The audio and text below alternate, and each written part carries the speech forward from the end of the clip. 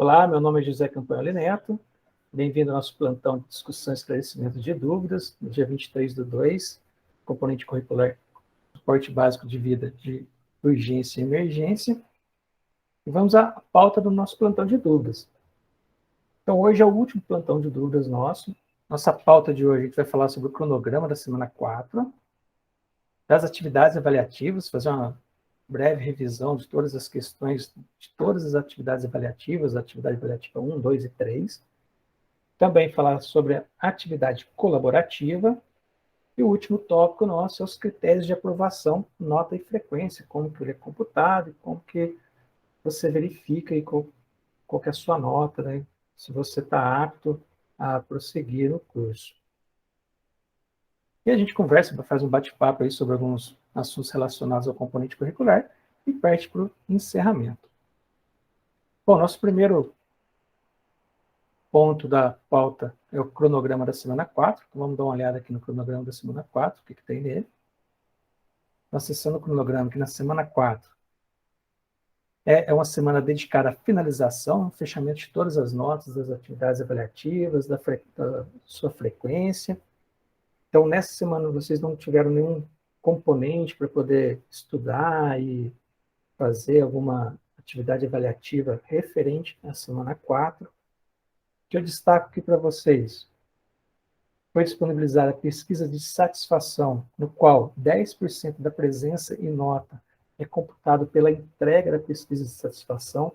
Então, a partir do momento que você entregou a pesquisa de satisfação, já é computado 10% de nota e 10 pontos.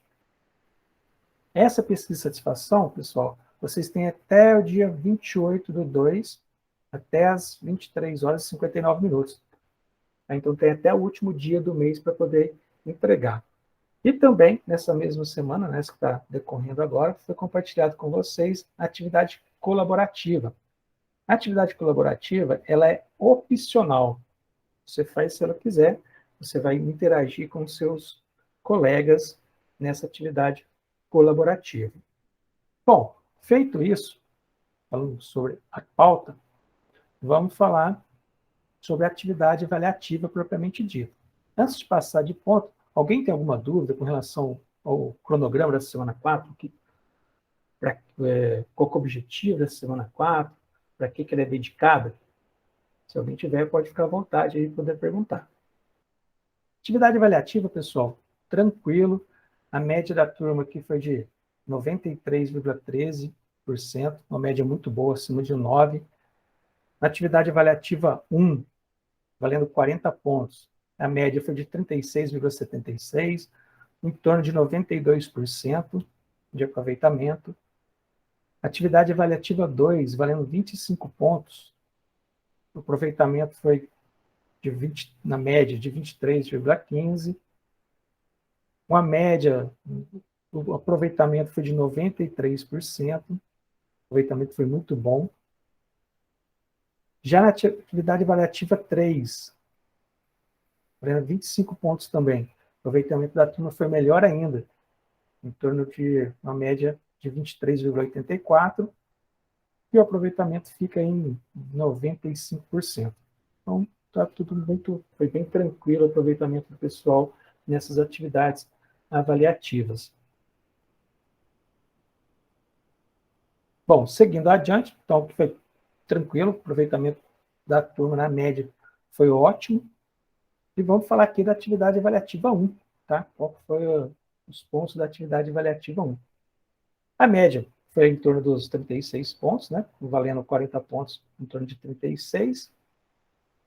A mediana ali de 38, e o intervalo, isso aqui é importante, foi entre 21 e 40 pontos.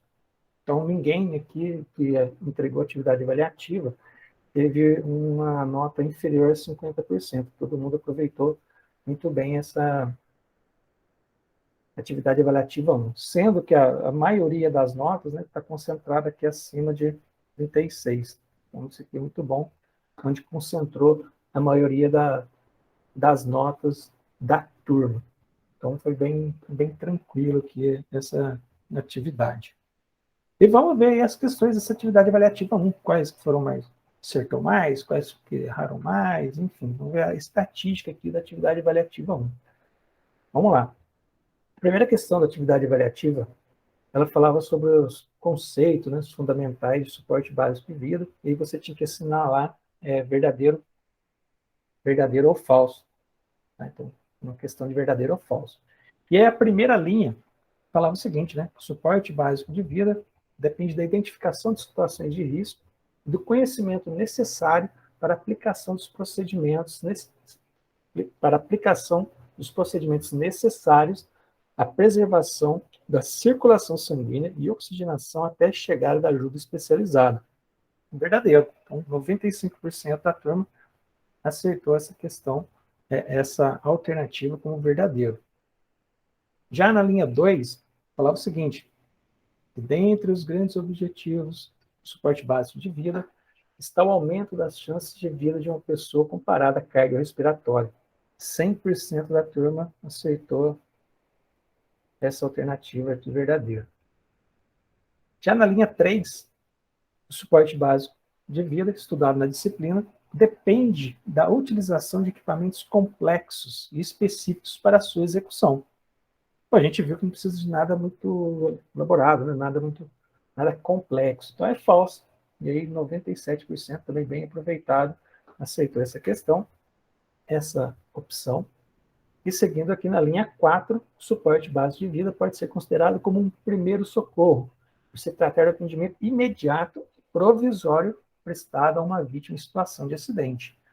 Verdadeiro, 96% da turma também selecionou de forma correta essa alternativa. E passamos aqui para a questão número 2, que é a respeito das etapas básicas do atendimento de primeiros socorros, para assinalar a incorreta. Então, isso aqui é muito importante. Caso para assinalar a incorreta. E vamos lá. 80% das respostas foram certas, tá? Relacionada aqui à terceira opção. Vamos ver aqui o que era a terceira opção completa. A primeira coisa que se deve fazer ao identificar uma pessoa acidentada no ambiente relacionado à prática de exercício físico é monitorar e manter os sinais. Então, aqui você pulou algumas etapas, né? Você primeiro foi lá monitorar, não verificou o ambiente, não chamou socorro. Então, essa era a opção incorreta e a resposta correta dessa pergunta número 2. Na questão número 3, em um cenário que você se depara com uma vítima inconsciente, a avaliação dos sinais vitais pode ser dividida em 3 etapas. Sobre elas, assinale a alternativa, mais uma vez, opção incorreta. 91% da turma acertou, selecionando a segunda opção aqui. Vamos ver ela na íntegra. Na íntegra, qual que é? A segunda etapa é a avaliação do ciclo respiratório. Esse procedimento somente deve ser realizado por meio visual. Não é recomendada a aproximação para ouvir ou sentir a respiração. Lá no e-book está bem claro que você deve sentir, verificar se está sendo, se ocorre, né, ouvir, se o som é característico de respiração. Então essa aqui é a opção incorreta. 91% da galera aí acertou, tranquilo. Partindo então aqui para a questão número 4. A respeito dos problemas relacionados à pressão arterial, assinale a opção correta. 81% acertou, que era aqui a terceira opção. Vamos ver ela aqui na íntegra, qual que era a terceira opção.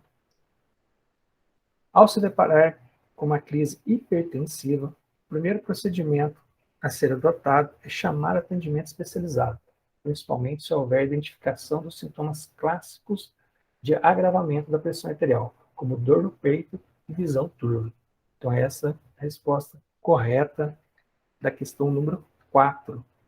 Questão número 5. Nessa questão, você deveria selecionar ali os 5 sintomas identificados por perguntas. Você vai perguntar ali para a pessoa que foi acidentada, né, que está naquela situação. Quando uma pessoa apresenta sintomas de infarto agudo do miocárdio. Então, aí você vai verificar. Então, 100%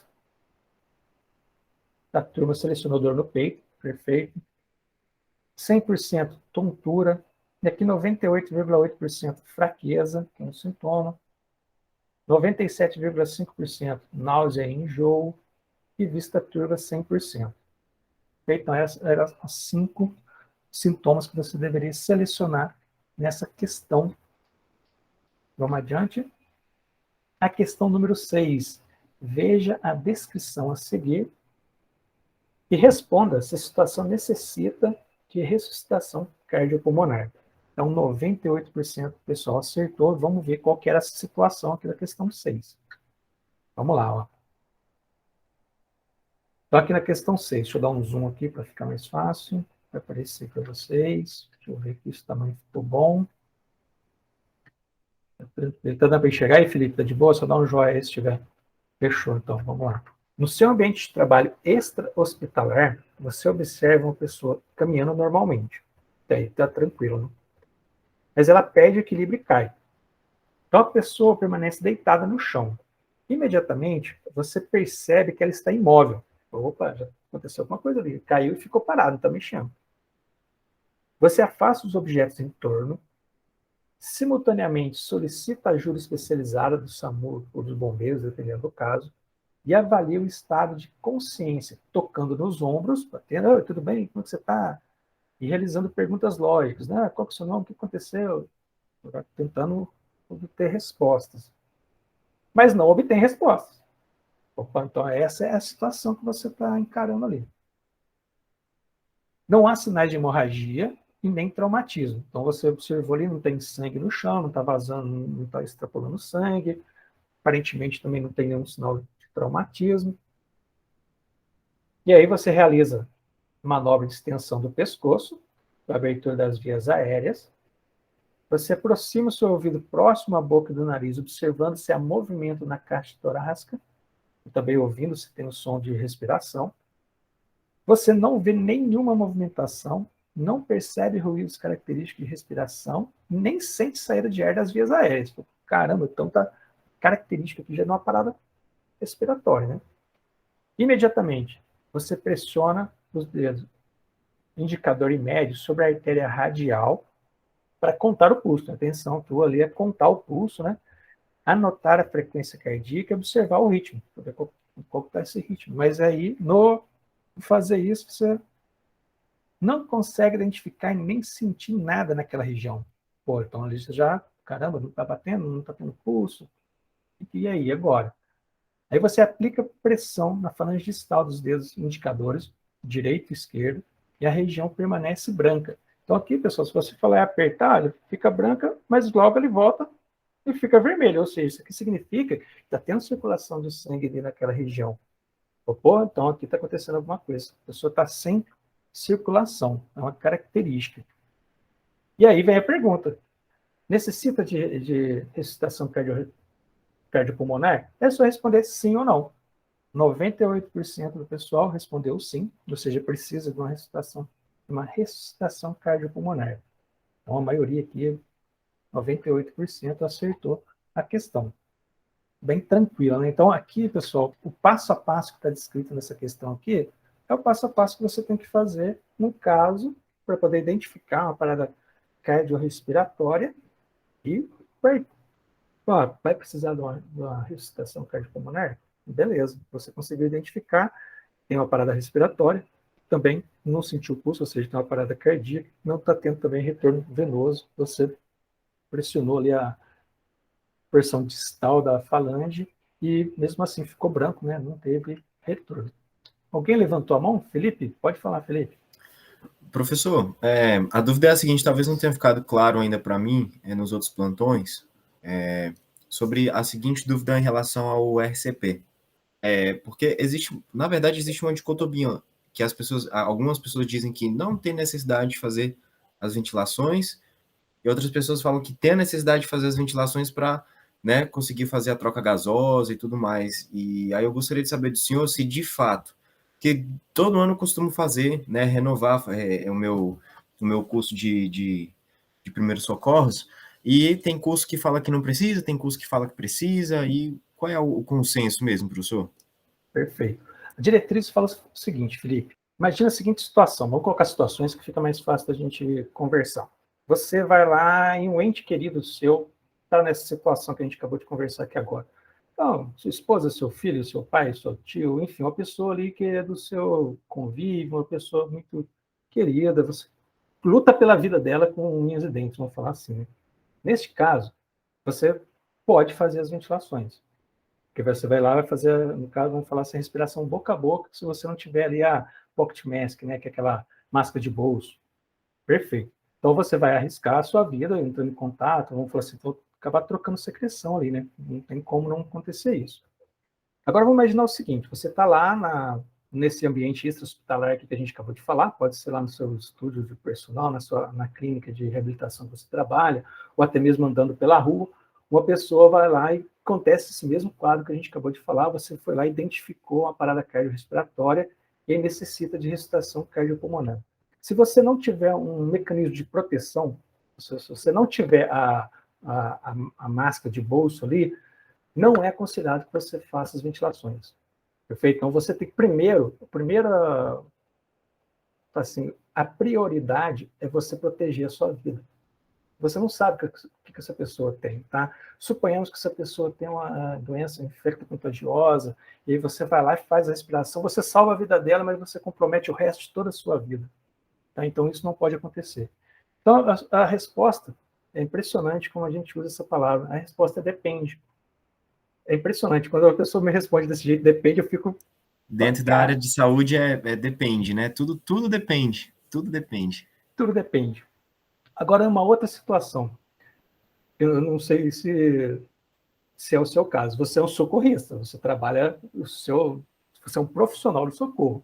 Então, quando você deparar com uma situação dessa, estiver em serviço, vamos falar assim, você vai ter os equipamentos para poder fazer, vai ter lá o ambu, você já vai estar preparado. Aí, faz a ventilação.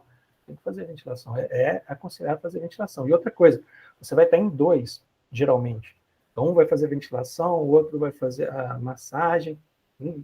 Enfim, já vai estar bem... Você vai estar preparado, porque a sua profissão é salvar vidas.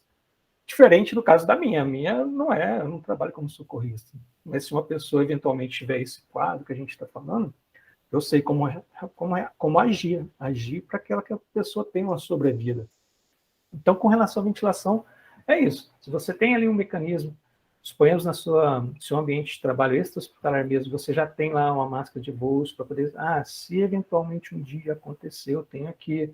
Você já tem lá um desfibrilador externo automático, também já está lá pronto para você usar. Então, você tem todo o equipamento, você faz a ventilação, você vai estar se protegendo. Porque aquela máscara, se você já pegou, já testou, quando você faz curso, provavelmente você já deve ter pego na mão. Ela é unidirecional, né? Você assopra, mas se assoprar do outro lado, virar ela, empurrar, o ar não volta, né? Isso. Então, ela é um mecanismo de barreira ali para você, ela vai te proteger. Então, nessa situação, faz a ventilação. Porque se não tiver nada, você está andando na rua, ou você está trabalhando lá num parque, dando aula, e acontece, não faça ventilação. É sua esposa, seu filho, seu pai, sua Aí dá mãe? para fazer, sim. Cara, arrisca o máximo que você puder. Se puder, você vai dar a sua vida por eles. Sim. Tá? Então, tem essas situações que a gente tem que avaliar. Perfeito? Até o pessoal fala... only hand, né? Use apenas as mãos. Cara, tá lascado, você vai precisar. Não tem respiração, não tem pulsação. Usa a sua mão, já vai ajudar muito. Já vai ajudar muito, sim. Já vai ajudar manter o débito cardíaco, né?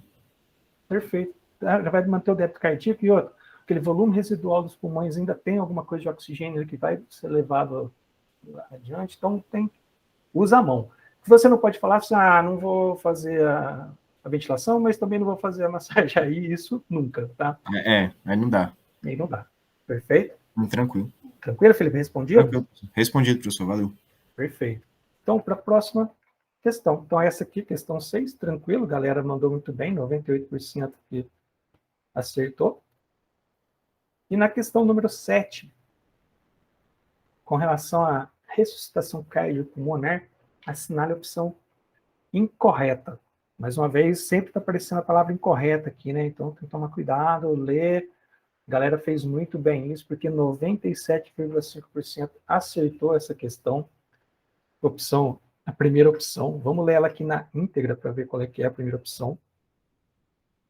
Em caso de ressuscitação cardiopulmonar bem-sucedida, não há necessidade da vítima ser encaminhada ao hospital para a realização dos cuidados pró-RCP. Então, essa é incorreta. Independente se foi bem-sucedido, se ela ficou meia torta ali, vamos falar assim, se você tem certeza que você fez tudo direitinho, está tranquilão, mesmo assim, essa pessoa tem que ser encaminhada ao hospital para poder fazer os procedimentos, tomar os cuidados após esse evento. Perfeito? Tranquilo? Então, essa aqui, galera, ó, mandou muito bem, 97%, 97,5% acertou. Ótimo. E vamos adiante aqui. Questão número 8. A parada cardiorrespiratória produz isquemia global com consequências em nível celular e pode afetar a função de órgãos após a reanimação. Sinal verdadeiro ou falso. Então, essa questão número 8, né, vou puxar ela aqui, é aquela questão que tem um artigo que vocês leem o artigo para poder solucionar todas elas. Então, tem um artigo, vamos abrir ele aqui. Então, a partir da leitura deste artigo aqui, que vocês, para poder solucionar aquelas questões. Felipe, pode falar, cara. Professor, na leitura do artigo, eu não cheguei a perceber, talvez possa ter passado batido, mas eu não percebi, e aí eu gostaria de perguntar, existe algum estudo que demonstre a atividade de metaloproteases ou de inibidores de metaloproteases durante o período que corre a privação de oxigênio numa parada cardiorrespiratória, alguma coisa do tipo? Cara, eu não sei. Não estou te falando que não existe. É que eu não sei. Não li, não vi nenhum, tá? Mas manda uma mensagem lá para mim no mural ou naquela aba de atividades lá, que aí eu dou uma procurada. Se eu achar, eu coloco lá no ambiente virtual, tá? A gente tem aí mais uns 7 dias de disciplina ainda. Eu dou uma procurada e... Cara, provavelmente tem, né? O pessoal estuda de tudo quanto é coisa, mas é só tentar fechar bem a pesquisa e achar o artigo. Também nunca me passou essa curiosidade, mas eu dou uma procurada lá sim. Pode mandar lá para mim lá no mural do ambiente virtual, porque aí não tem como a gente esquecer, porque vai estar lá registrado. Esse insight me passou agora pela cabeça também, professor. Me passou Ótimo. agora, porque por vezes a MMP9, né, a metaloproteinase 9, é marcador de inflamação quase para tudo, né? Então, talvez, né, na privação de oxigênio aconteça algum tipo de inflamação Eu não sei sistêmica. se o tempo, né, agudo ali, se isso... Justamente. E possivelmente deve acontecer, né, professor? Porque você está lesando o tecido ali, né? Então marca-se um período inicial de inflamação. Talvez outros marcadores também, né? Interleucina, não sei qual número, né? Que tem muito. Proteína Interleucina proteína 6, C 2, reativa, né? enfim, Proteína tem que reativa. dar uma olhada. Mas me manda lá, manda o texto Mano, lá, que aí fica registrado e eu não esqueço. Beleza? beleza. Tranquilo. Então, pessoal, esse que era o artigo, tinha que dar uma geral nele, ler ele com calma, tinha bastante informação relacionada à parte fisiológica da parada cardiorrespiratória, principalmente voltado ao sistema nervoso central. Bom, e aí, vamos lá a pergunta, né? A primeira linha, no caso, né? A redução na disponibilidade de oxigênio na corrente sanguínea pode acarretar em danos temporários ou permanentes a diversos sistemas do organismo. Assim, cada minuto é importante durante o primeiro socorro. 100%, todo mundo que entregou a atividade avaliativa acertou. Isso aqui é um jargão clássico, né? Cada minuto, 10% menos de possibilidade de sobrevida da pessoa. Então, cada minuto ali realmente é importante. Cada minuto sem débito cardíaco, um prejuízo enorme. E aí, na linha 2, vamos lá. A lesão pode ser afetada tanto em virtude de condições pré-existentes, como também por erro na manobra de reanimação cardiopulmonar. Verdadeiro. Tá? Então, essa lesão ela pode ter um agravamento porque já existia um quadro aquele caso, como também a manobra de reanimação cardiopulmonar foi mal executada, você não conseguiu estabelecer um débito cardíaco suficiente, e aí trouxe consequências para aquele organismo. Na linha 3, a gente tem aqui, ó, o período persistente de anóxia, ou seja, a falta de oxigênio lá no encéfalo, pode resultar na disfunção mitocondrial das células neurais. Verdadeiro. Quanto mais tempo fica sem oxigênio no sistema nervoso central, maior vai ser a consequência das mitocôndrias dentro da célula nervosa, né? Ou seja, dentro do neurônio. Então, quanto menos oxigênio chegar, menos produção de energia, menor eficiência de funcionamento daquela célula neural. Na linha 4, com o decorrer do tempo de privação de oxigênio durante a parada cardiorrespiratória, a taxa de sobrevivência dos neurônios se estabiliza. Assim, não provoca danos irreversíveis nas regiões cerebrais, exemplo do hipotálamo, córtex cerebral, cerebelo, tálamo e estriado. Falso. Ela não estabiliza. Quanto mais tempo fica, maior vai ser o prejuízo. Lembra? Cada 10 minutos, cada 1 minuto, 10%, ou seja, 2 minutos, 20%, 5 minutos, 50%, e assim ela não estabiliza, ela vai só aumentando.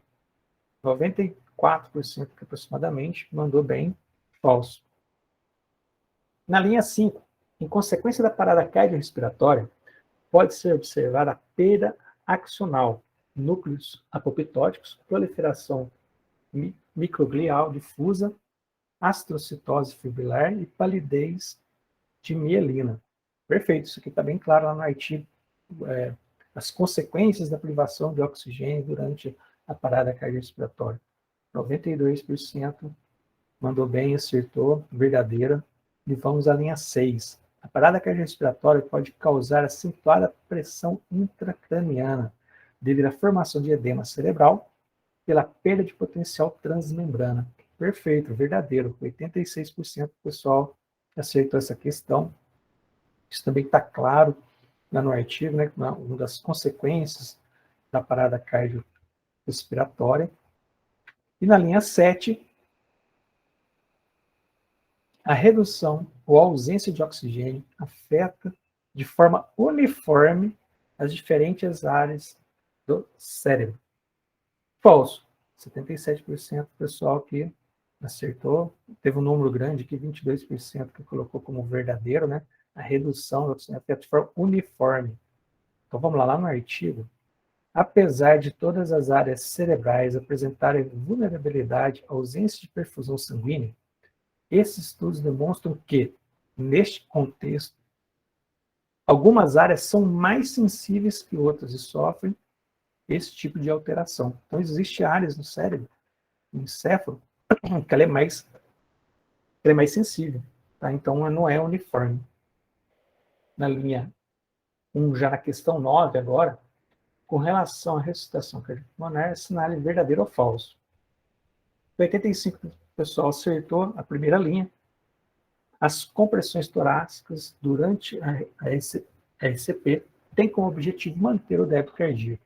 Bom, você vai comprimir o tórax, a profundidade lá entre 5 e 6 centímetros, numa frequência ali, vamos falar assim, num ritmo de 100 a 120 vezes por minuto, justamente para poder fazer o papel. Você vai pressionar, né, vai comprimir o coração para ele ejetar o sangue, e com isso, cada volume de injeção multiplicado pelas compressões que você vai manter no tórax, vai resultar no débito cardíaco. Você vai tentar manter o débito cardíaco fazendo as compressões torácicas. 85% aqui acertou, né? Opção verdadeira. Quem levantou a mão? Felipe, fique à vontade. Professor, em termos percentuais, né, quando existe a massagem, né, cardíaca ali no RCP, qual é a porcentagem de ejeção, né, cardíaca durante a massagem? Ela gira em torno de, vamos supor, o coração fazendo 100% de ejeção, funcionando de forma normal, a massagem cardíaca ela traria quantos por cento de ejeção durante esse evento? Boa, Felipe. Não sei te responder, tá? O coração em torno de repouso vai estar em torno de 5 litros por minuto, né? De débito cardíaco. Mas durante a massagem, durante as compressões, eu não li nada falando quanto de eficiência tem. Tá? Se todas essas compressões ela consegue realmente ejetar aquele volume de sangue seria próximo ao natural, né, o fisiológico natural dele. Porque eu acredito, pelo que a gente lê, né, nunca... Porque a compressão torácica, não sei quanto que ela vai conseguir comprimir o coração mesmo, né? A gente fala ali de 5 a 6 centímetros, mas do tórax, né? Agora do coração, quanto que vai conseguir esmagar ele ali para ele poder ejetar o sangue? É porque quando fala nessa questão do débito cardíaco, ele tem que fazer um percentual de injeção para conseguir manter esse débito. Aí me surgiu essa curiosidade, né? Porque se Sim, ele está sim. deitado, querendo ou não, ainda ele tem que vencer uma resistência, né, ali, natural, de forma natural, dos próprios vasos sanguíneos, né? Sim, sim, ele tem que... a pressão, né? Ele tem que exercer a pressão para poder circular. E aí, teoricamente, quando você faz a compressão na caixa torácica, você afeta ali um pouco, né?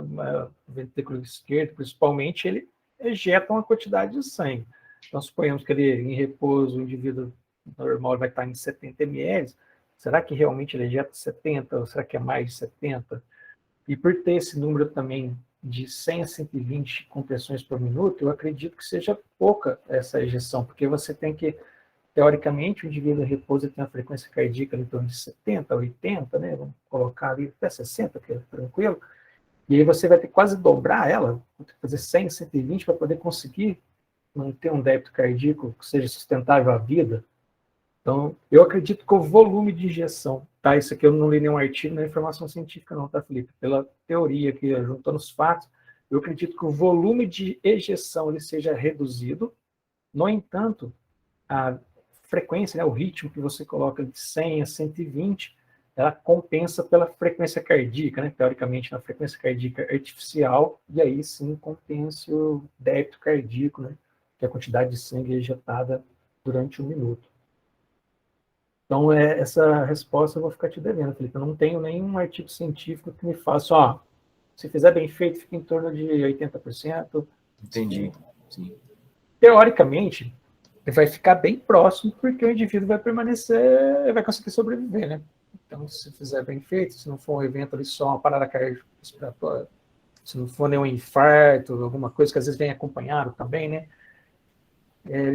Se o indivíduo permaneceu vivo, porque foi um débito cardíaco suficiente para manutenção da vida. Mas para te falar percentual, eu não tenho, vou ficar te devendo.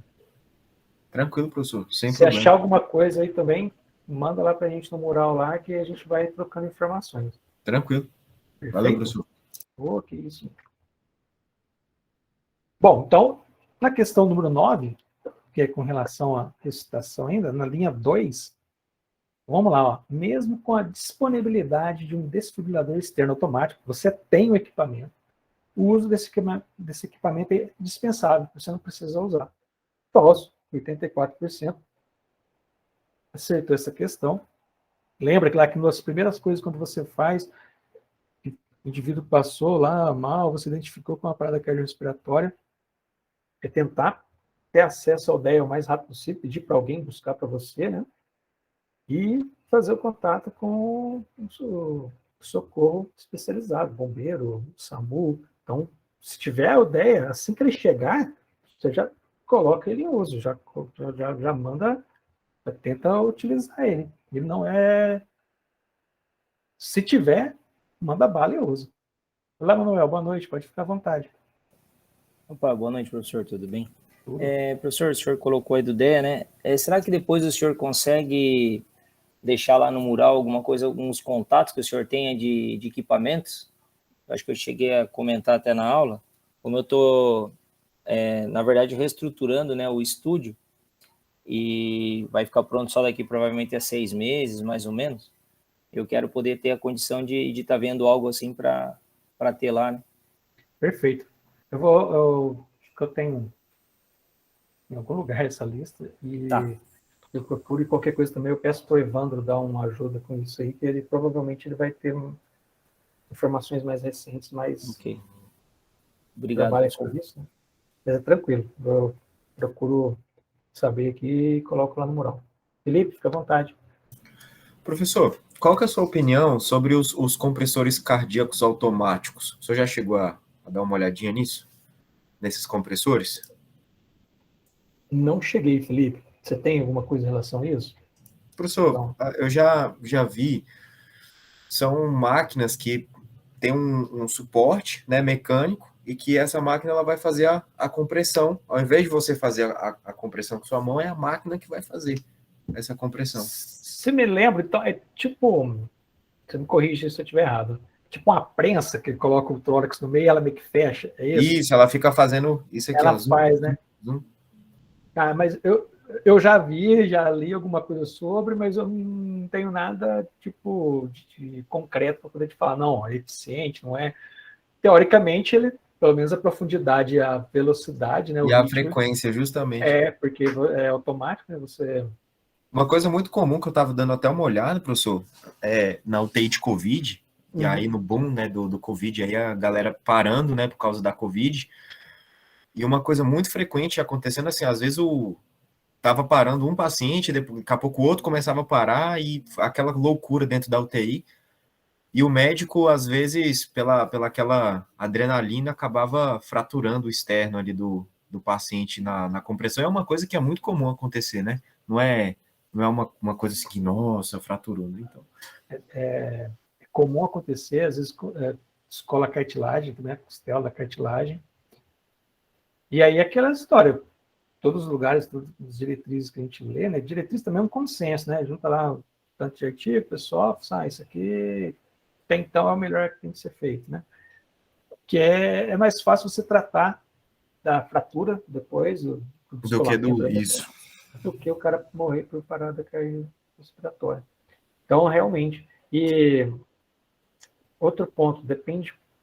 Imagina, um indivíduo, quando ele é mais idade avançada, tende a acontecer mais isso ainda, porque geralmente, né, com a idade, ele vem acompanhado de osteopenia e osteoporose. E o osso vai ficando cada vez menos plástico, né, professor? Isso. Então, ele vai mesmo tempo que ele perde parte mineral, ele também, vamos falar assim, fica meio que ressecado, né? Ele perde também um pouco. Isso aí acontece, tá? E no geral é isso, ó, melhor o indivíduo tratar dessa fratura depois vivo do que ele morrer porque você poupou um pouco, vamos falar assim, de força na compressão ali, porque não conseguiu manter o débito cardíaco. Tá? Então, às vezes, fez ali um carinho, né? Fez com o braço, igual eu estou fazendo aqui, né? E aí não colocou realmente o peso do tronco em cima, e aí não teve o débito cardíaco suficiente e o indivíduo veio a óbito. É melhor ele ficar vivo e tratar da fratura do que acontecer isso, né? Morrer por falta de uma compressão eficiente. Tranquilo, galera, por enquanto? Suave, então vamos aqui para frente. Então, se tem ideia, cara, chegou a ideia, está lá na nossa apostila, lá no e-book. Quando ele chega, que ele vai fazer lá, ver se é chocável, não é chocável, continue com a massagem, com as compressões, enfim. Chegou, usa. Na linha 3, dos adultos, as pás do DEA deverão ser posicionadas da seguinte maneira: uma pá do lado direito do peito da vítima, uma pá do lado direito, na altura do osso externo, bom, altura do osso externo, a outra do lado esquerdo, desse lado, com seu topo, ou seja, a parte superior, na altura do processo de Ford. O processo de Ford, né, a última pontinha aqui do osso externo, a pá vai ficar nessa posição. Então, teoricamente, essa é a posição. No DEA, quando você pega o equipamento, a pá já vem com o desenho onde você deve colar ela, onde você vai colocar ela. Então, essa é a opção, é verdadeira, essa informação é verdadeira. Na linha 4, caso a vítima esteja molhada, exemplo de atividades em piscinas, você deverá enxugar os locais dos quais for colocar as pás do DEA. Perfeito. A 97% pessoal acertou, 97% colocou como verdadeiro, você primeiro tem que enxugar ali o lugar, né, secar, para depois colocar a pá. Se estiver molhada, não vai ter aderência, não vai conseguir fazer o papel, desempenhar o papel do qual o DEA é executado nessas situações. E na linha 5, se você souber que uma pessoa faz uso de marca-passo, uma das pás do DEA deverá ser posicionada sobre ele. Falso, 92%, falso. Então, primeiro, você tem que saber que esse indivíduo usa o marca-passo.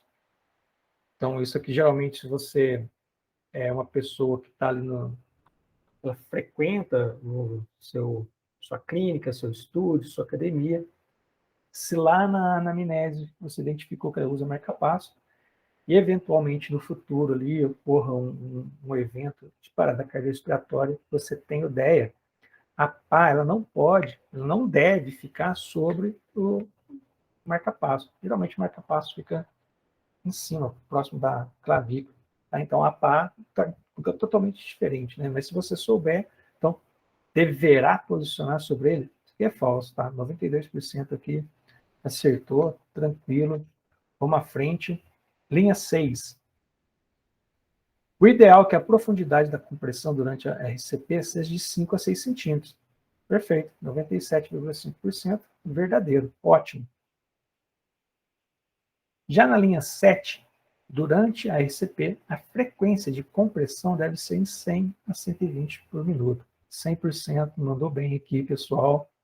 Todo mundo que respondeu acertou essa linha 7. Tem até o pessoal, né, professor, que usa aquela música Stay Alive, não é? É do Bidins, né? Isso. Tem esse Stay mesmo. Alive. É verdade. O Evandro que fala dessa música na palestra dele. Mas é isso aí, tá? Então, é importante manter aquele ritmo. Bom, aqui na linha 8, é fundamental iniciar imediatamente a RCP após a recuperação da vítima. Acionamos o serviço médico de urgência e emergência, no caso aqui, né? SAMU e bombeiros. Falso, 81% que acertou essa questão. Então, é fundamental iniciar imediatamente? Não, primeiro você solicita o socorro especializado e depois você inicia a ressuscitação cardiopulmonar. Quanto mais rápido chegar o socorro especializado, melhor para a vítima e melhor para você. Tá? Porque essas compressões, manter esse ritmo de 100 a 120 por minuto, imagina o seguinte, você vai fazer isso, ficar ali 15, 20, 30, 40, 50 minutos até o socorro chegar. Quanto mais rápido o socorro chegar, você já desocupa, passa a bola para quem entende do assunto melhor que você, e eles têm ali todo o aparato, o treinamento e equipamento para poder auxiliar para que aquela vítima não venha a óbito. Então, quanto mais rápido chegar o socorro, melhor. Bom, seguindo adiante, né? Na linha 9, para compressões de qualidade, durante a RCP, você deve posicionar a região hipotenar. Então, vamos lá, ela que tem uma abreviação, vamos ver ela na íntegra aqui. Questão 9, linha 9. Na coincidência, questão 9, linha 9. Questão 9, linha 9.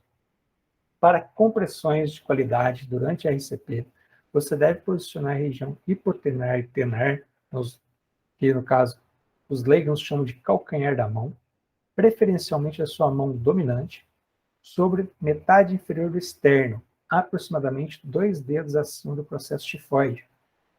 Entrelaçar os dedos de sua mão, afastando os dedos do tórax. Então você vai tirar, né? Puxar o dedo, tirar os dedos do tórax. Manter seus membros superiores sempre estendidos durante todo o processo.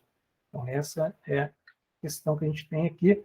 98,8% acertou a questão verdadeira. Essa informação ela é verdadeira.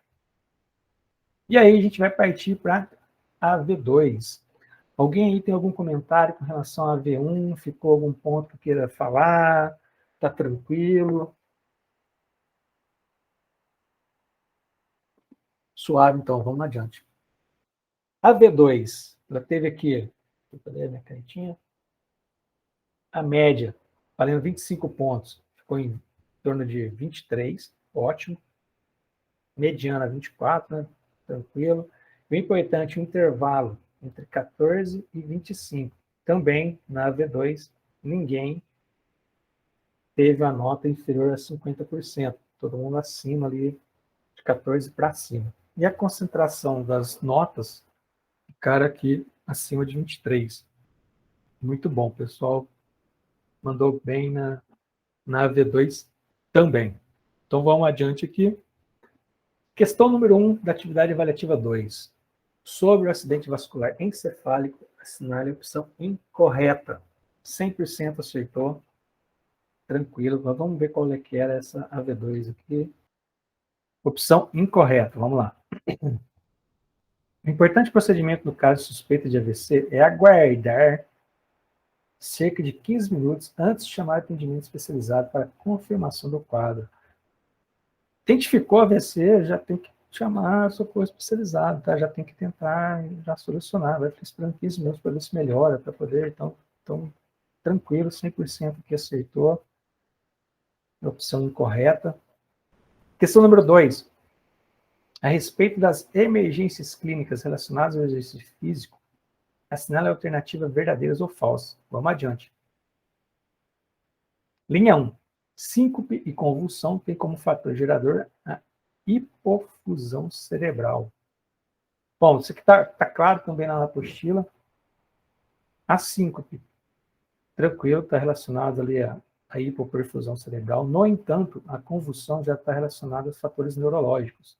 Tá? Então, aqui, síncope e convulsão tem como fator, esse E aqui, tá? Então não são os dois, que o fator é a hiperfusão. Um é hiperfusão e o outro é neurológico. 74% do pessoal acertou a opção como falso. Na linha 2, nós temos aqui, ó, no caso de convulsão, deve-se prevenir eventuais traumas gerados por queda ou movimento brusco. Desobstruir as vias aéreas com gases ou pano limpo, chamar o socorro. Então, caso de convulsão, não tem muito o que fazer. É isso aqui mesmo. Verdadeiro, 82%. Aceitou também essa linha 2. Na linha 3, hipoglicemia induzida pelo exercício somente ocorre em indivíduos diabéticos. Tá, isso aqui não é verdade. O exercício físico ele pode induzir hipoglicemia em qualquer pessoa, seja diabético ou não. Ocorrendo principalmente naqueles acometidos a diabetes tipo 1. Também não, né? Tá errado isso aqui. Tanto tipo 1 quanto tipo 2 pode um dia ali ter uma hipoglicemia induzida por exercício. 87% mandou bem, falso. Vamos adiante. Linha 4. Aqui atenção, que tem um ponto que eu chamo bastante atenção.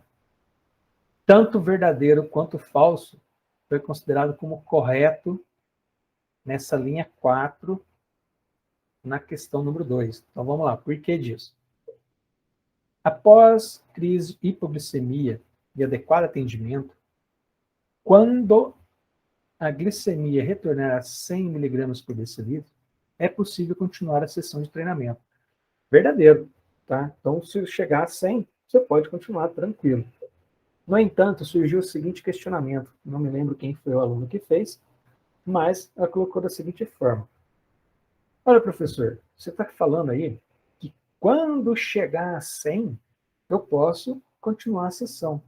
Mas enquanto não chegar em 100, eu não posso começar a sessão. Mesmo se eu tiver acima de 70, que é o que está no nosso material, no e-book, suponhamos com 95, eu não posso começar da forma que é escrito. Então, quando a glicemia retornar a 100, meio que deu uma limitada, né? Só está lá no e-book bem claro que a partir de 70, né?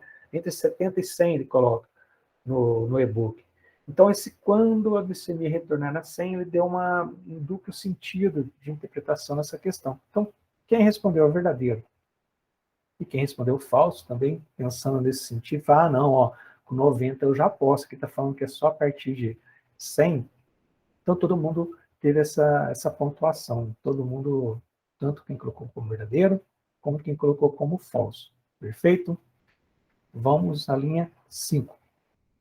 A asma ou espasmo induzido pelo exercício físico, a BI, pode ocorrer inclusive em atletas. Uma ferramenta importante para a identificação da gravidade do quadro é o medidor de saturação de oxigênio de hemoglobina. Verdadeiro.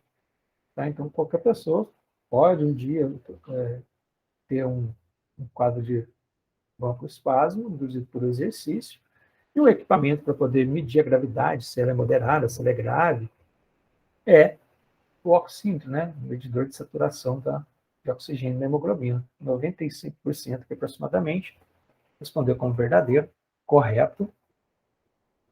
Tá? Vamos lá. Quem levantou a mão aí? Vamos lá, Manuel. Fique à vontade. Professor, aproveitando também, tem alguma marca que o senhor recomende de oxímetro? Não, Manuel, de bate-pronto aqui eu não tenho. Preciso dar uma olhada lá quais são aprovados pela Anvisa. Geralmente o que está aprovado pela Anvisa, teoricamente, ele é de confiança, né? Então, Ok. perfeito? Obrigado. Tranquilo. Manuel, eu não sei te responder agora, cara, mas eu vou dar uma perguntada.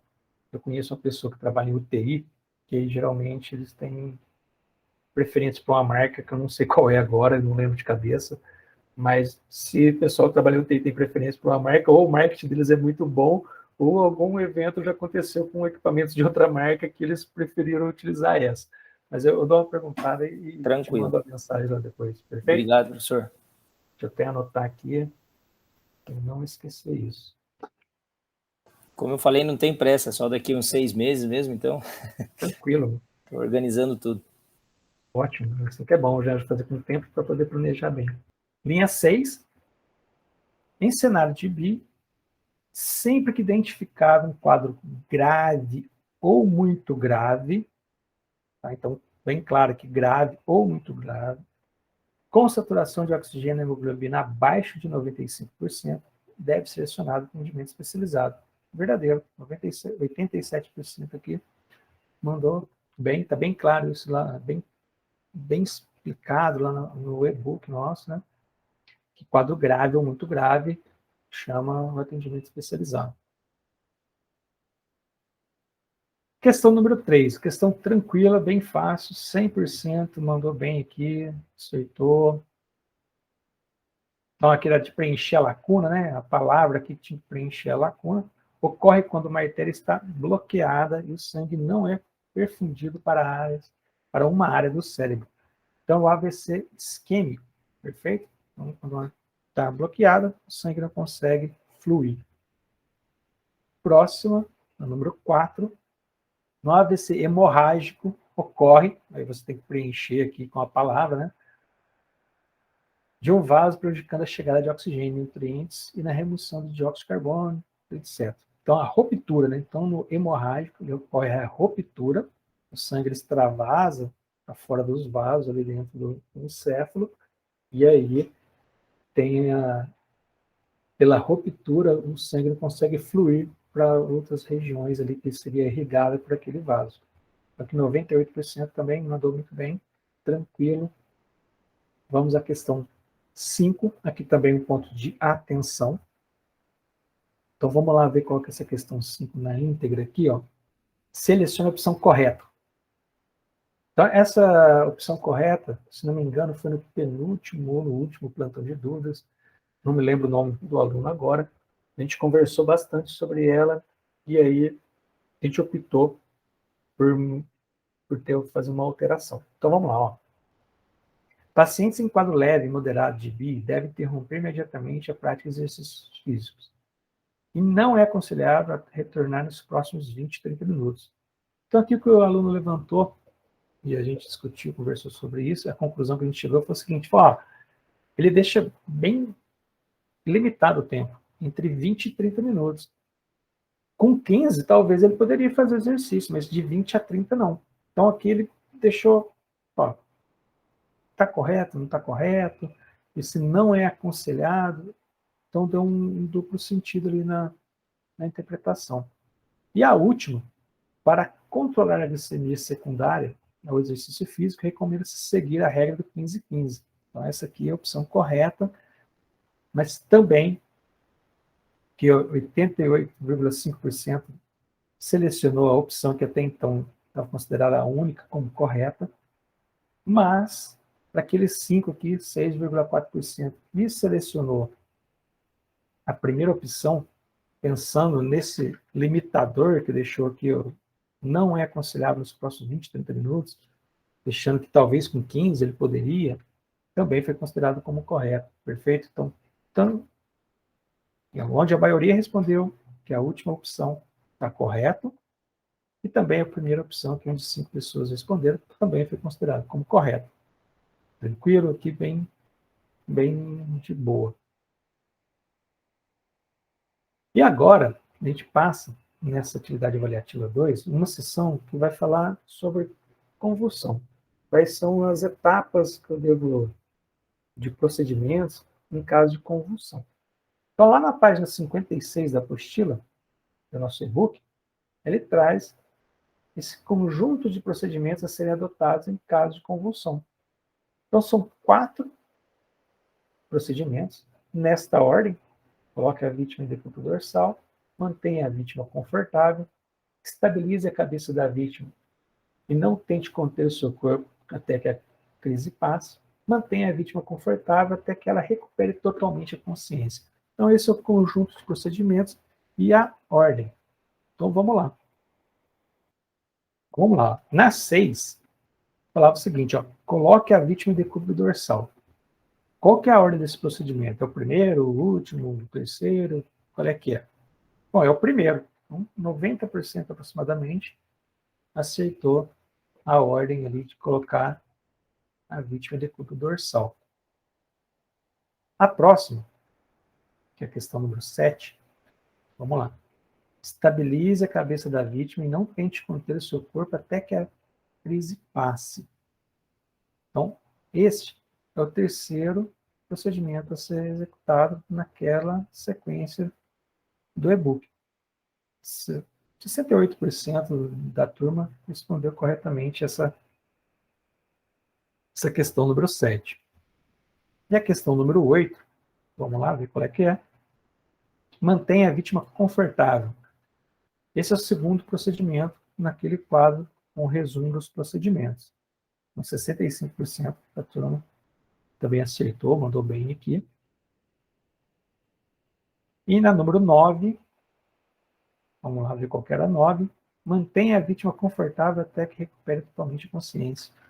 Esse é o quarto procedimento. 94% aproximadamente por cento da turma também acertou ela, foi bem tranquilo. E aí a gente parte para a V3. Alguém aí tem alguma colocação com relação a V2? Como é que ficou? Não, professor, tranquilo. De boa, Felipe? Então, ótimo. Podemos Tranquilo, professor. ir adiante. Obrigado, Manuel. A V3, importante aqui também, ó. A V3, valendo 25 pontos, com a média aqui em torno de 23,8. A mediana já puxou lá para cima, para 25, né? O intervalo também de 16 a 25. Mais uma vez, nenhum aluno que respondeu a atividade avaliativa ficou com nota abaixo de 50%. E a concentração da nota realmente aqui em 25. Então, o pessoal foi muito bem na atividade avaliativa 3. Das 3 atividades, esse foi o pessoal que teve o melhor aproveitamento, em torno de 95% a média da turma. Ótimo, muito bom. Vamos lá. Questão número 1. As lesões musculoesqueléticas agudas são caracterizadas por acometimento não apenas de músculos esqueléticos, como também de tendões, vamos ver ela aqui na íntegra, como também de tendões, ligamentos e articulações. Sobre esse tema, assinale a opção incorreta. Então, vamos lá. A opção incorreta, 96% da turma acertou, era o penúltimo aqui no caso, né? Nas lesões musculoesqueléticas deve-se estimular a vítima a realizar movimentos. Por estimular a vítima a realizar movimento, verificar se é possível sustentar o peso do próprio corpo. Então, isso aqui também a pessoa já está com a lesão ali, vai agravar um pouco mais antes de tentar fazer esse procedimento. Então, essa é incorreta. A pessoa mandou bem, que é 96%, acertou, tranquilo. Seguindo, questão número 2, verdadeiro ou falso. Então, na linha 1, em caso de identificação inequívoca de fratura, você tem certeza que aconteceu uma fratura, o primeiro procedimento deve-se tomar é posicionar o membro na posição mais próxima do normal, acalmar a vítima e chamar o socorro. Falso. Tá? Primeiro, se você identificou que é uma fratura, não mexe, tá? Deixa quieto. No caso que a gente não é um socorro especializado, não tenta colocar no lugar, não, imobiliza, tá? Não mexe, fica imobilizado até o socorro chegar. Você tentar mexer pode, eventualmente, complicar mais ainda um quadro que já está complicado, né? Então, falso, 93,4% aqui, acertou, mandou bem. Na linha 2, é possível que, em caso de fraturas completas, ocorra hemorragia externa. Então, é possível, no caso, rompeu o osso, extravasou, né, ficou aberto, então, hemorragia externa. Nestes casos de hemorragia externa, deve-se buscar conter hemorragia, mas com cuidado para não pressionar o local da fratura. Perfeito, 96% também aceitou como verdadeiro essa opção da linha 2. Seguindo, mais um ponto de atenção. Nessa linha 3, tanto quem respondeu falso, 25%, quanto quem respondeu verdadeiro, 75%, foi considerado como certo. Tá? Então, inicialmente, a opção verdadeira era correta, e depois, acho que não sei se foi algum aluno, ou algum ponto que a gente percebeu, também foi considerada falsa. Vamos ler ela na íntegra aqui, a linha 3. Questão 2, linha 3. Vamos lá. As quedas podem provocar consequências das mais variadas, desde graves até pequenos sustos. Se espera lesões mais importantes quando a queda ocorre da altura superior da estatura da vítima, o que é raro no âmbito do exercício físico não relacionado a atletas. Perfeito. Então, aqui, por que essa questão foi considerada tanto verdadeira como falsa? Ele coloca superior à estatura da vítima, mas não coloca o quanto superior à estatura da vítima. No nosso e-book está bem claro que as quedas mais graves, né, as quedas graves, elas ocorrem em alturas superior a 3 vezes a estatura da vítima. Então, como aqui não estava mencionando 3 vezes, tanto que respondeu verdadeiro, que é realmente, né, superior à estatura da vítima, só que não fala quanto. E aí, alguém pode ter visto, pô, só se for mais de 3 vezes. Foi lá e respondeu como falso. Então, as duas aqui foram consideradas como certo. Na linha 4, dentre as eventuais consequências de uma queda está o traumatismo raquimedular, que pode ser identificado pelo comprometimento da função da medula espinhal. Será necessária a imobilização da vítima, e isso somente deve ser realizado por socorrista profissional. Perfeito, verdadeiro, 96%, mandou bem, acertou essa opção. E na linha 5, no caso de suspeita de traumatismo raquimedular, o procedimento é chamar o profissional imediatamente e somente movimentar a vítima em caso de extrema necessidade. Vamos ver aqui.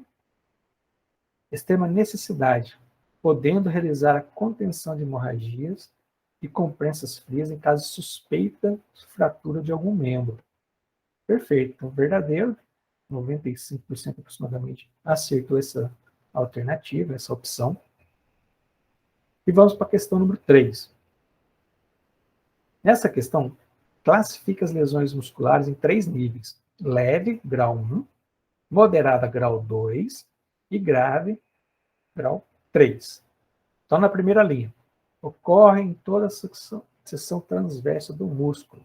Então, ele vai ocorrer essa lesão em toda a seção transversa do músculo, com dor intensa e perda quase que completa da função daquela musculatura. E no caso, 95% mandou bem, acertou. Estiramento grau 3 ou grave. A linha 2 representa a ruptura apenas de algumas fibras musculares. Ela promove um pequeno edema no local e leve desconforto, perda de força muscular mínima ou até mesmo inexistente. Então, grau leve, 98% acertou, tranquilo. Vamos para a linha 3. Gera perda notória de contratilidade do músculo. O defeito é palpável com hematoma. Então, grau 2, moderado, 93% do pessoal acertou, mandou bem aqui. Tranquilo. Então, vamos para a questão número 3 agora. Né? Número 4. Na questão número 4, no caso de quedas, já são consideradas graves quando a altura da queda representa, você deve preencher aqui com a palavra correta, quantidade de vezes, né, ou mais da estatura da vítima. Então, nosso e-book está bem claro, que é 3 vezes a estatura da vítima. 87% do pessoal acertou, perfeito. E a questão número 5, ela cita esse exercício, né? Agachamento na barra guiada. Vamos lá. Então, aqui ele vai descrever uma situação, vamos ler ela aqui. Então, o que acontece aqui? Ó? Seu aluno está realizando o agachamento na barra guiada por um descuido ou pressa. A trava de segurança do equipamento não foi acionada. Ao realizar o movimento exigido no exercício, acabou escorregando. Ele caiu sentado no chão e a barra com todo o peso utilizado sobre o seu pescoço. Bom, vamos lá. Então, você tem que responder sim ou não. Nessa situação, você deve suspeitar de traumatismo raquimedular, TRM. 98% mandou bem. Ó, tem que suspeitar sim, né? Todo o peso ainda caiu em cima do pescoço. Beleza. Na linha 2. Este caso pode exigir imobilização da coluna para o transporte da vítima.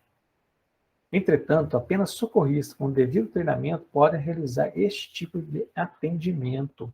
Sim, é isso mesmo que tem que acontecer. 97% aqui da turma acertou, mandou bem.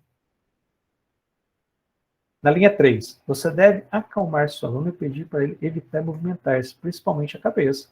Perfeito, é isso. Ó, calma, até o socorro chegar, espera. Tem que acalmar esse aluno e evitar de mexer a cabeça. 99% que praticamente acertou, muito bom. E a linha 4. Você também deverá verificar o estado de consciência da pessoa e realizar análise primária para verificar sua responsividade e ou eventuais problemas que possam ter acompanhado a queda. Sim, você deve fazer isso. Perfeito. 99% também acertou. E linha 5. Após a queda, você deve levantar seu aluno puxando por um dos braços até que fique em pé novamente. Então, verifique seu estado. Não, você não deve fazer isso. 99% que acertou, mandou bem. De hipótese alguma, você deve mexer ali para agravar ainda mais a situação daquela vítima, né, no caso. Bom, e assim a gente fez a revisão das atividades avaliativas, todas as questões, questão por questão. Pessoal, tem algum comentário com relação à atividade avaliativa, algum ponto, alguma... Como que foi aí? Tá de boa? Tranquilo, professor. Tranquilo, professor. Tranquilo. Beleza. Então, vamos passar para o nosso próximo tópico aqui, que é a atividade colaborativa, né? Como que ela está funcionando. Com relação à atividade colaborativa, pessoal, é o seguinte, tem alguns casos, algumas situações, e aí vocês têm que colocar o que deve ser feito naqueles casos. Ó, então, aqui tem a orientação, explicando como deve ser feita a atividade. Tem a aba de exemplo, que é colocado um caso aqui simbólico para poder ter as soluções, como fazer, né? Preenchendo e colocando o seu nome. No caso 1, algumas pessoas que já colocaram o que deve ser feito, lá, suspeita de infarto e assim por diante. É importante que coloque o nome aqui na frente, tá? Esse aluno que deixou como anônimo aqui no caso. No caso 2, também já teve a participação de algumas pessoas, colocando o que deve ser feito, então, passo a passo, o que deve ser feito após aquela situação, né? O que vai... verificar as vias respiratórias do indivíduo, beleza, um passo, o que eu devo fazer depois? E assim até lá no dia 28 de fevereiro, quando a gente olhar para isso, não, realmente a turma conseguiu fazer com que aquela vítima tivesse uma sobrevida, ou se não faltou coisa aqui, né, pular algum procedimento e tal. Como dito, atividade colaborativa opcional, tá? Participa quem tiver interesse, isso é para você interagir com seus colegas, solucionando esses casos. No caso 3 também já tem o pessoal que vai colocando, né? Qual que é o valor? Coloca aí o valor, você inventa o valor, glicemia tanto, pressão arterial tanto, e aí as pessoas que vierem depois vão contribuindo para solucionar esse caso. E também temos o caso livre aqui a Carla já colocou uma situação, e aí a Angélica já está ajudando aqui a Carla a solucionar a situação. Caso livre 2, a Angélica colocou, ela até coloca aqui com a situação real dela, e aí os colegas agora vão participar aqui tentando solucionar o caso livre que a Angélica propôs. Então aqui, mais uma vez, ela é opcional e você vai interagir com seus colegas aí até o dia 28 de fevereiro para solucionar esses casos. Tá bem tranquilo. Se vocês têm alguma dúvida com relação à atividade avaliativa, como que deve ser feita, acho que está bem claro aqui como que deve ser. Não, professor, tá bem explicado. De boa, né? Perfeito. Então, dito isso, atividade avaliativa colaborativa, a gente já está feito. Ela não vale ponto, não vale frequência, tá? Então, realmente, ela é opcional. Você opta por fazer ou não essa atividade colaborativa.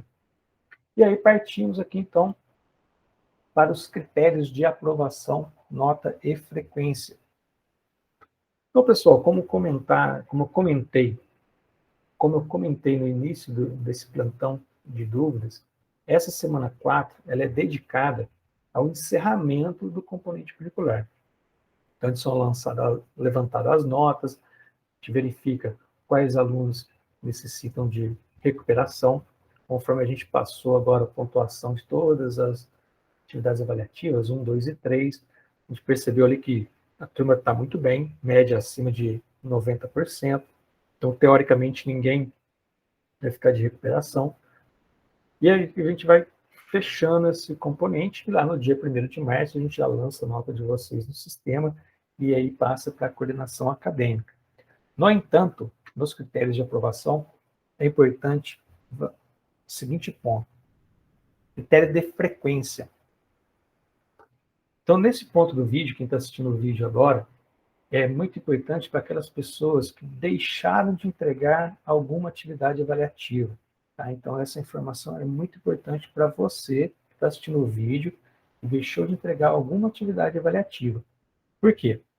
Os critérios de frequência. A frequência será computada considerando o tempo estimado na participação e realização das atividades virtuais.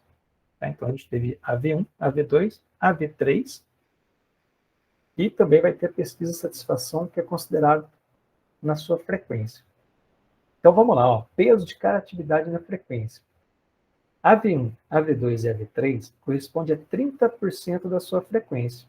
Então, se você deixou de entregar uma atividade avaliativa, você tem 30% menos na sua frequência. E 10% da pesquisa de satisfação. Então, você entregou a pesquisa de satisfação, o fato de você só entregar ela, não precisa... Você entregou a pesquisa de satisfação, você já tem 10 pontos de frequência. E aí, vamos passar aqui agora aos critérios de aprovação na disciplina, nesse componente curricular. Então, de acordo com o regimento geral da UFSCar, serão aprovados na disciplina estudantes que obtiverem frequência mínima de 75% da carga horária. Perfeito. Acabei de falar para você que a atividade avaliativa, 1, 2 e 3, cada uma delas corresponde a 30%.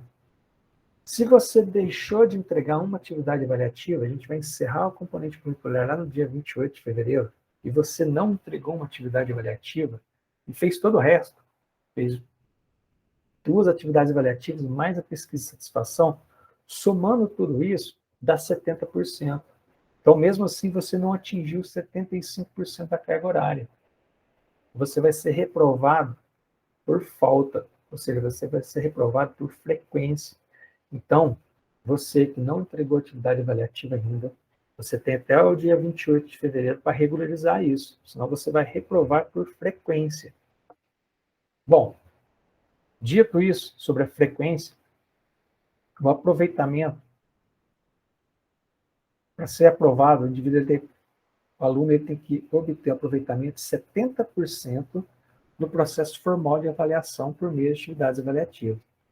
Ou seja, somando todas as seus pontos nas atividades avaliativas, 1, 2, 3, mais os 10 da pesquisa de satisfação, você tem que completar 70 pontos. São 100 pontos no componente curricular, você deve atingir 70 pontos. Se eventualmente você não atingir os 70 pontos, você vai ser direcionado para uma sala de recuperação. E você vai ter o prazo para poder entregar, fazer outras atividades nessa sala de recuperação e conseguir aí a sua aprovação. O peso de cada atividade, atividade avaliativa 1, 40 pontos. Atividade avaliativa 2 e 3 são 25 pontos. E 10 pontos na pesquisa de satisfação. Então, o fato de você só entregar lá, você foi, preencheu, entregou a pesquisa de satisfação, você já tem 10 pontos na sua nota final do componente curricular. Eu chamo a atenção aqui para aquelas pessoas que não entregaram alguma das atividades avaliativas. Você corre o risco de ser reprovado por frequência e ainda por não atingir os 70%, que é o mínimo desse componente curricular. Então, por favor, verifique seu ambiente virtual de aprendizagem. Se tem alguma atividade avaliativa pendente, responda e envie até o dia 28/2, que é o dia de encerramento deste componente curricular. Olá, Manuel, fique à vontade. Professor, quando que a gente, vamos supor que a gente está acabando o módulo do senhor agora, né? Sim. Quando que a gente fica sabendo realmente as notas saem, que forma? Saem todas juntas, todos os módulos de uma vez só? Vamos lá, Manuel, boa pergunta. Então, esse aqui, no caso, é o... Eu vi as notas ficam separadas por avaliações, né? Mas a nota do módulo eu não sei como ver. Vou te mostrar agora. Então, a gente está no mural aqui, que é a página principal do componente curricular. Como que você vê a sua nota do componente curricular? Você vem em atividades, canto superior esquerdo, ver seus trabalhos, e aqui no caso José Campanha Neto, que eu tenho lá um aluno fake. O que eu tenho? Primeira atividade avaliativa eu fiz 40, a segunda 25, depois 25. Esse percentual aqui é o percentual de sua nota no componente curricular, 100%. Então, cada pessoa aqui vai ter um percentual, uns 85, outros 90, outros 100% também. Então, é aqui, Manuel, se você pegar seu ambiente virtual de aprendizagem agora, vou lá, em atividades, ver seus trabalhos, e aí você vai ter aqui o total da nota desse componente curricular. Perfeito? Se você quiser fazer um teste e ver, depois me falar como que está, tranquilo. Mas esse é o caminho para você ver a nota dentro do seu ambiente virtual de aprendizagem. Neste caso, o encerramento, a gente vai encerrar todas as notas no dia 1º de março. Então, encerra o componente curricular no dia 28. E no dia 1º de março, se você entrar no seu componente curricular, todas as notas vão estar aqui, inclusive da pesquisa de satisfação, no meu caso que está atribuído ainda, eu não entreguei ela no fake aqui no caso, mas você já vai ter o percentual aqui total, e você vai saber se teve mais de 70, né, ou se for de recuperação. Desculpa. No caso aqui, eu consegui acessar agora, né? Aí tá assim, avaliação 1, 2 e 3, e o da disciplina, como eu mandei hoje, tá devolvido, mas não tem a nota aqui ainda. Então, depois ela vai sair aqui, aí, lógico, automaticamente já melhora a nota em cima, né? Perfeito, é isso já aí. vai direto, tá? Vamos supor, você tem aí, sei lá, vou chutar um número aqui, tá? você tem 80%, mas ainda falta computar os 10 pontos da atividade da pesquisa de satisfação. Então, aqueles 10 pontos, ele vai acrescentar mais alguma coisa aí no seu... Ah, então beleza. Okay? Então, no dia 1º de março, depois que a gente encerrar o componente curricular, aí você vai olhar ali, já vai ter tudo, já vai ter encerrado o componente, vai ter todas as suas notas. Perfeito? Tá bom. Obrigado. Tranquilo. Então, retomando, é importante que todos vocês confiram a sua nota. Se você não atingiu 70%, a coordenação acadêmica vai te convidar para entrar em uma outra sala de recuperação, tá? Para poder solucionar essa sua pendência. O pessoal que já entregou tudo, entregou todas as atividades avaliativas, entregou a pesquisa de satisfação, no dia 1º de março, a gente senta e fecha o componente curricular e a sua nota já vai estar disponível neste caminho. A gente acabou de comentar agora, atividades, ver seus trabalhos, e aqui na frente vai ter a sua nota do componente curricular. Tranquilo? Bom, dito isso, pessoal, com relação aos critérios de aprovação, alguém tem alguma dúvida com relação a como que funciona? Ficou claro para vocês o que deve ser feito para poder passar no componente curricular, né? Ou para poder ficar de recuperação, no caso? Tá bem claro aqui para vocês, né? Sendo assim, a gente parte Tranquilo, prof. Tranquilo. Ótimo. A gente parte para o encerramento. Vocês têm alguma colocação, algum ponto que vocês possam... Nada, professor, foi ótimo a disciplina, parabéns. Trouxe conteúdos relevantes à aplicação clínica, né, tanto da área da fisioterapia quanto da educação física, que são conhecimentos que todo profissional de saúde, né, aparentemente deveria ter. Tive uma professora na época da graduação, quando eu fiz a primeira disciplina de primeiros socorros, que ela andava com ambu e com a pocket mask no carro dela, na bolsa, e já aconteceu umas duas situações onde ela precisou usar os equipamentos de SBS, né? Suporte Básico de Vida, SBV. Aí eu estou me planejando também para comprar. Sim, é muito importante, né? Legal. Obrigado, Felipe, pelo feedback. Pessoal que está assistindo o vídeo no YouTube, os presentes aqui no ambiente virtual. Para mim foi um prazer passar esse mês de fevereiro aí com vocês. A gente tem aí mais 5 dias de componente curricular. Qualquer dúvida, qualquer situação que você se sente inseguro com relação ao componente, com relação à nota, frequência, fiquem à vontade para comunicar no mural do ambiente virtual. E, se tudo correr bem, todo mundo vai fechar o componente com êxito, concluir e vai seguir adiante aí profissionalmente. Muito obrigado aí por esse mês de fevereiro juntos e até breve, pessoal. Tchau, tchau. Valeu, professor. Obrigado. Tchau, tchau. Obrigado, professor. Muito obrigado. Até já, Manuel. Abraço. Até já.